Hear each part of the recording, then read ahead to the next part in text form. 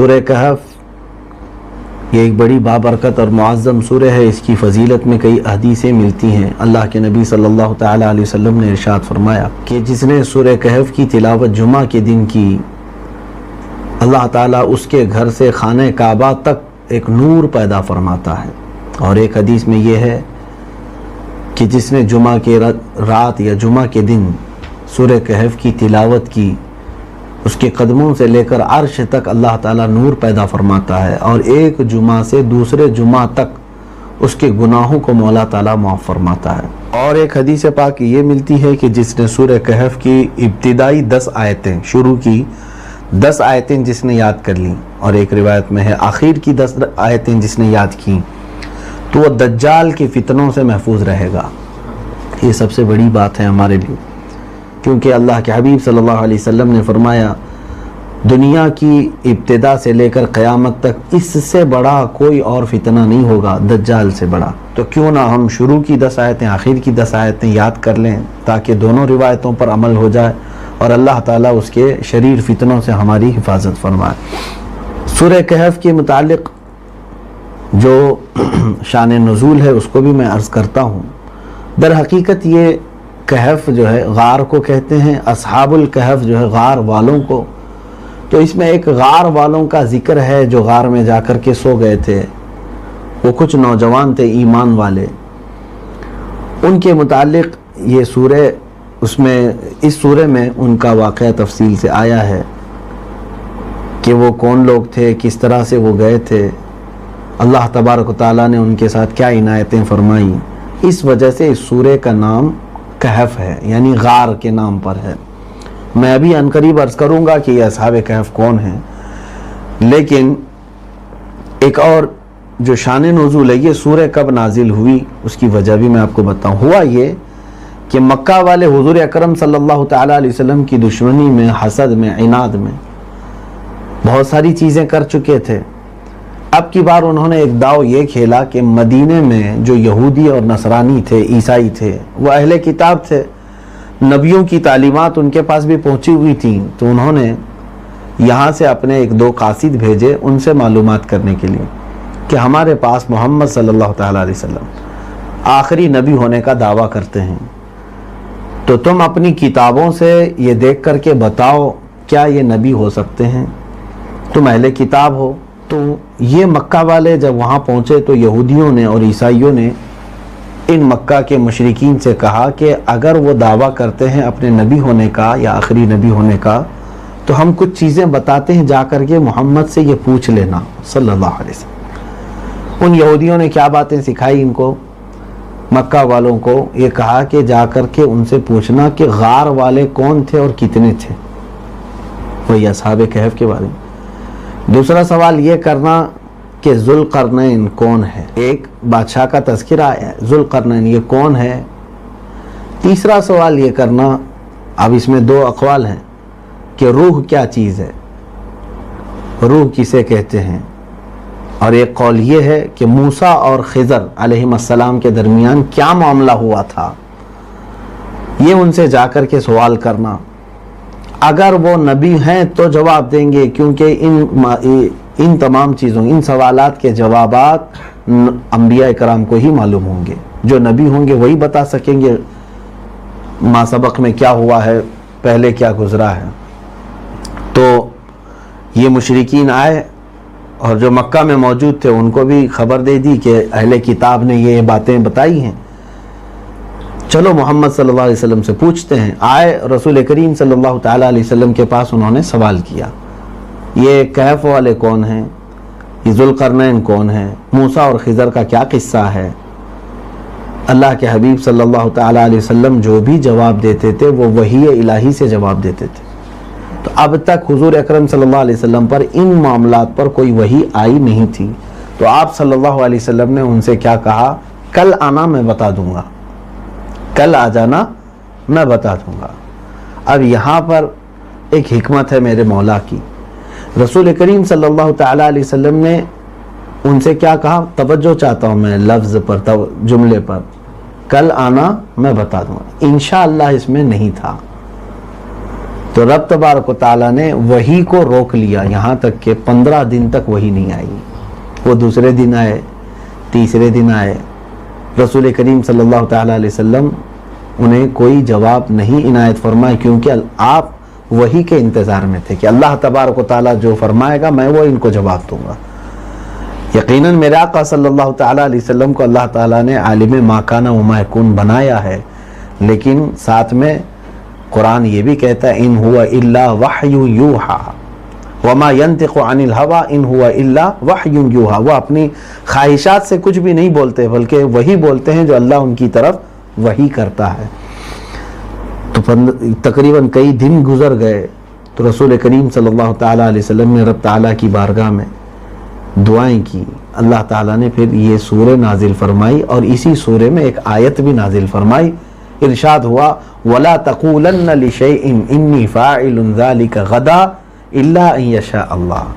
اے حبیب کبھی بھی ہرگز نہ کہنا کہ کل میں یہ کرنے والا ہوں, مگر ساتھ میں کہنا اللہ اگر چاہے تو, یعنی انشاءاللہ ضرور کہنا. اب یہاں پر ہم سب کے لیے بھی یہ بہت بڑی عبرت کی بات ہے کہ اللہ تبارک و تعالیٰ اپنے سب سے حبیب محبوب محمد مصطفیٰ صلی اللہ تعالیٰ علیہ وسلم کو یہ تعلیم دے رہا ہے کہ اے حبیب بغیر انشاءاللہ کے جملہ ادا نہ فرمائیں تو پھر عام لوگوں کے لیے کیا ہے. اسی لیے ہر جملے میں اگر آئندہ کے کوئی بھی معاملات آپ بیان کر رہے ہوں تو اس میں بِإِذْنِ اللہ یا انشاءاللہ کا لاحقہ ضرور ہونا چاہیے, اگرچہ آپ کو یقین کی حد تک کیوں نہ ہو کہ یہ آپ کرنے والے ہیں.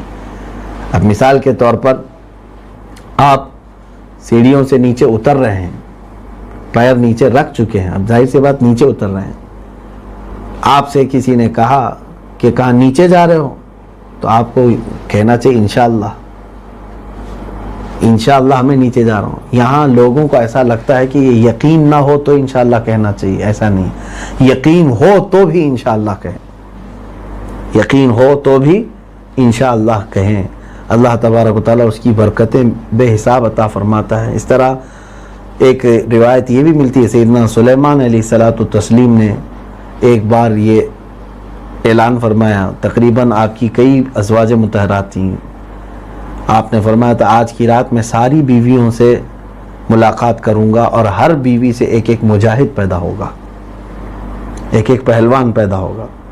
آپ کے جملے میں بھی انشاءاللہ نہیں تھا, جس کی وجہ سے آپ نے اس رات تمام اپنی بیویوں سے ملاقات فرمائی, لیکن کسی کو حمل نہیں ٹھہرا. صرف ایک خاتون کو حمل ٹھہرا اور وہ بھی کمزور بچہ پیدا ہوا. یہ بھی اللہ تبارک و تعالیٰ کی طرف سے حکمت کے لیے ہے کہ اللہ تعالیٰ اپنے محبوبوں سے بھی یہ چاہتا ہے کہ تم سارے معاملات اللہ کے سپرد کرو, اللہ اگر چاہے تو یہ ہوگا. بہرحال سورہ کہف کی نازل ہونے کی جو سبب ہے وہ میں نے عرض کیا. یہ سورہ آ گئی اور اس میں وہ تینوں باتوں کا جواب بھی اللہ نے بیان کر دیا جو کفار مشرکین حضور صلی اللہ علیہ وسلم سے سوال کرنے آئے تھے کہ اصحاب کہف کون ہیں, ذوالقرنین کون ہیں, موسیٰ اور خضر کا کیا معاملہ ہے, اور روح کے متعلق وہ تو پیچھے آیتیں گزر چکی ہیں بنی اسرائیل میں. تو یہ تینوں سوالات کے جوابات اس سورہ کہف میں اللہ تعالیٰ نے میرے آقا صلی اللہ علیہ وسلم کو بیان فرما دیا. اب یہ کون ہیں اصحاب کہف, کتنے تھے, ان کی تعداد کا صحیح علم اللہ ہی کو ہے. اللہ نے وہ بھی فرمایا قُلْ رَبِّ أَعْلَمُ بِعِدَّتِهِمْ وَمَا يَعْلَمُهُمْ إِلَّا قَلِيلٌ. آپ فرما دیں میرا رب ان کی صحیح تعداد کو جانتا ہے اور سوائے اللہ تعالیٰ کے بتائے کسی کو ان کی صحیح تعداد معلوم نہیں. بعض لوگ کہتے ہیں 8 تھے, بعض لوگ کہتے ہیں 5 تھے, بعض کہتے ہیں 6 تھے, وہ بھی قرآن میں ہے. سَيَقُولُونَ ثَلَاثَةٌ رَابِعُهُمْ كَلْبُهُمْ.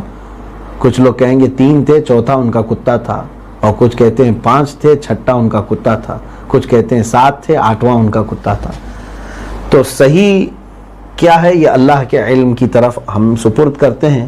لیکن تفسیر میں حضرت ابن عباس رضی اللہ تعالیٰ عنہ سے مروی خازن, تفسیر خازن میں جو روایت ملتی ہے کہ اصح قول, زیادہ صحیح قول, بہت سارے اقوال ہیں, اس میں 7 کی عدد بتایا گیا ہے. 7 لوگ تھے.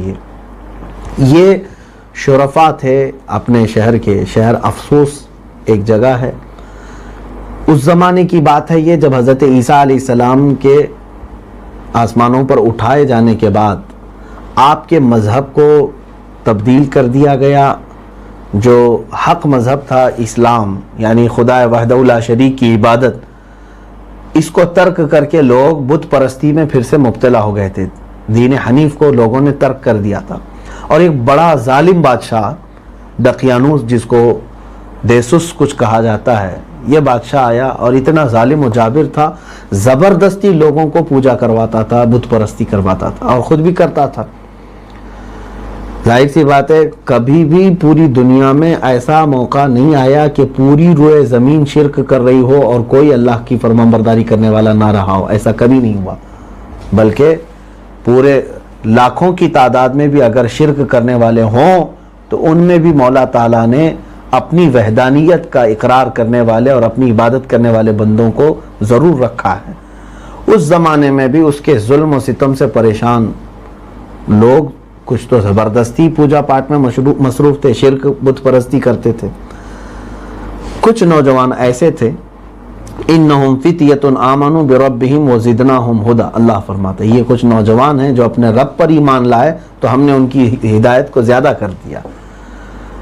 ہوا یہ کہ سال میں ایک مرتبہ میلہ ہوتا تھا اور ایک بہت بڑا بت بناتے تھے اور اس کے پاس آ کر چڑھاوے کرتے تھے، اس سے منتیں مانگتے تھے، نظر کرتے تھے اور بادشاہ خود آتا تھا.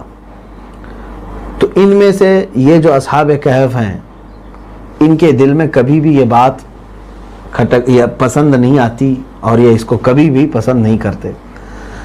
ان میں سے ایک صاحب جا کر کے درخت کے نیچے بیٹھ گئے، پھر تھوڑی دیر کے بعد ایک دوسرے صاحب وہاں آئے، پھر تھوڑی دیر بعد تیسرے آئے.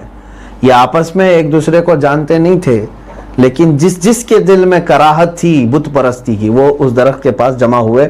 گویا کہ رب تبارک و تعالیٰ نے ان کو جمع کیا اور آپس میں انہوں نے بات چیت کی کہ آپ کیوں آ گئے، میلہ چل رہا ہے، پوجا چل رہی، عبادت ہو رہی ہے، وہاں سے آپ یہاں کیوں آ گئے. تو ان کے دلوں کی بات نکل آئی. انہوں نے کہا کہ میں بت پرستی سے بیزار ہوں. ہر ایک نے کہا میں اللہ وحدہ لا شریک کی عبادت کرتا ہوں جس نے ہم سب کو پیدا کیا. تو سبوں نے کہا یہ اچھا ہو گیا کہ ہم میں سے ہر ایک یہی خیال رکھتا ہے. تو اب یہ 7 لوگ مضبوط ہوئے، لیکن رازداری ضروری تھی کیونکہ بادشاہ کو اگر پتہ چلتا تو ہلاک کر دیتا، ظلم کے ساتھ مار ڈالتا تھا. چند دن گزرنے کے بعد جب یہ بت پرستی اور یہ تمام خرافات سے دور ہو کر اپنی عبادت میں مصروف رہنے لگے تو لوگوں کی نظر ان پر پڑی. تو لوگوں نے بادشاہ تک شکایت کی. دقیانوس سے کہا کہ کچھ ایسے لوگ ہیں تمہاری سلطنت کے نیچے رہتے ہیں لیکن وہ تمہارے طور طریقے پر نہیں ہے، ہمارے دین میں نہیں ہے، وہ کچھ نئی عبادتیں کر رہے ہیں اور وہ کہتے ہیں کہ یہ سارے باطل خدا ہیں. بادشاہ انہیں بلوایا اور پوچھا تو ان سب نے کہا کہ یہ تمام چیزیں آلات لہو و لعب ہیں، تم نے اپنے ہاتھوں سے بنائے ہیں، یہ خدا نہیں ہو سکتے. ہم بھی تمہیں دعوت دیتے ہیں کہ اس کی عبادت کرو جس نے تمہیں پیدا کیا، ہمیں پیدا کیا. یہ ہوتی ہے حق کی دعوت بادشاہوں کے سامنے بھی پیش کرنا. وہ ان کی جرت تھی حق بیان کرنے کی. تو بادشاہ نے انہیں وقت دیا، میں اتنا وقت دیتا ہوں اگر تم نہیں واپس آئے ہمارے دین پر تو تم سب کو سولی پر چڑھا دوں گا اور سب کے لیے عبرت بنا دوں گا. تو یہ نکلے اور انہوں نے کہا کہ یہاں پر ہمارے ایمان کے ساتھ جینا ہمارے لیے بڑا دشوار ہے، کیوں نہ ہم اس شہر کو ہی ترک کر کے نکل جائیں. تو ان نوجوانوں نے آپس میں بات چیت کی اور دوسرے دن صبح ہونے سے قبل ہی اپنے شہر کو چھوڑ کر نکل چکے.